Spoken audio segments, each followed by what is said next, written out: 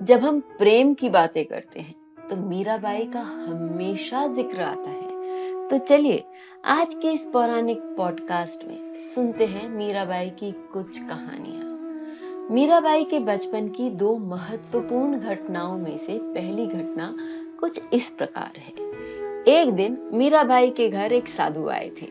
उनकी पूजा में मीराबाई को श्री गिरधरलाल जी की मूर्ति ऐसी लगी मानो वे उनके जन्म जन्म के साथी हों। उस मूर्ति को पाने के लिए मीराबाई का हृदय मचल उठा, मगर साधु ने उन्हें वो मूर्ति नहीं दी। वहां से जाने के बाद उन साधु को स्वप्न में गिरधरलाल जी दिखाई दिए और उन्होंने उस अल्लढ़ बालिका के पास पहुंचा आने का संदेशा दिया उन्हें। भोर होते ही साधु मीराबाई के यहाँ चले गए और मूर्ति दे आए। मूर्ति को पाकर मीराबाई प्रसन्न हो उठी। वो आनंद उल्लास में कृष्ण की आराधना करने लगी। दूसरी घटना यह है कि मीराबाई के गांव एक बारात आई थी। बारात देखकर मीराबाई के मन में भावी पति के लिए कौतूहल जाग उठा। मीरा ने बड़ी सरलता से माँ से प्रश्न किया, माँ, मेरा विवाह किससे होगा? बेटी की इस प्रश्न को सुनकर माँ ने हंसकर कहा, गिरधरलाल जी से, और सामने की मूर्ति की ओर संकेत कर दिया। तब से मीरा के मन में यह बात बैठ गई कि उसके सच्चे पति गिरधरलाल जी ही हैं। मीराबाई वैवाहिक सुख से वंचित रही क्योंकि विवाह के कुछ दिनों बाद उनके पति इस संसार से चल बसे। पति की मृत्यु के बाद वह सती न हुई।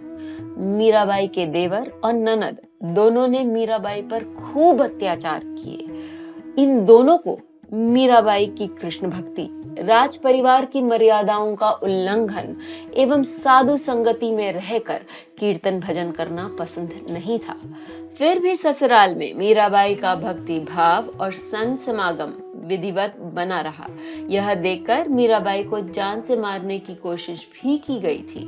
कृष्ण भक्ति के अनन्यता के कारण मीराबाई पर किसी प्रकार का बुरा असर नहीं हुआ। मीराबाई का जीवन संघर्ष से भरा हुआ था।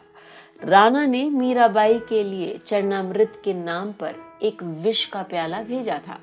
मीराबाई ने इसे ईश्वर का प्रसाद मानकर और कृष्ण को अर्पण कर पी लिया। कृष्ण ने भी अपने भक्त की लाज रखी और मीराबाई को कुछ भी नहीं हुआ। मीराबाई के आराध्य देव, गुरु और प्रीतम सब कृष्ण ही थे।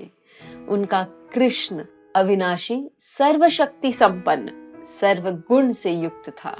मीराबाई का बचपन सुख से नहीं बीता।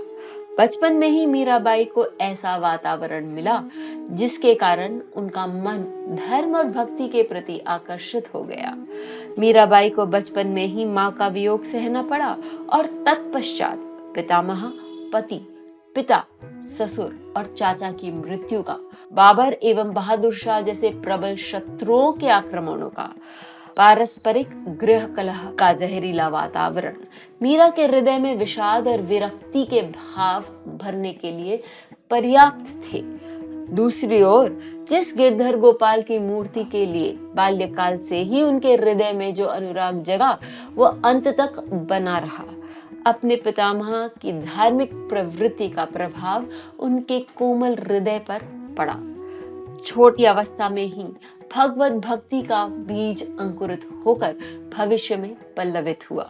मीराबाई इस बात का प्रतीक है कि यदि हमारी भक्ति, प्रेम और निष्ठा अधिक हो तो हर विषम परिस्थिति में हमारे इष्ट देव हमारे साथ खड़े होते हैं, हमारा वहन करते हैं।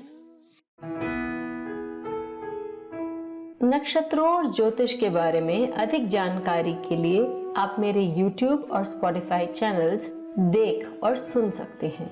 आज का हमारा पॉडकास्ट बस यहीं तक। आज की कहानी हम यहीं समाप्त करते हैं। आपके आसपास ऐसे बहुत से लोग होंगे जो अपनी संस्कृति से जुड़ना चाहते हैं। उनके साथ ये कहानी WhatsApp या किसी भी सोशल मीडिया प्लेटफॉर्म पर शेयर करें और सनातन कहानियों को लोगों तक पहुंचाने में, मेरे इस उद्देश्य को पूरा करने में मेरी मदद करें। मैं आपकी कथाकार अनुराधा फिर लौटूंगी एक ऐसे ही पौराणिक कथा के साथ। नारायण नारायण।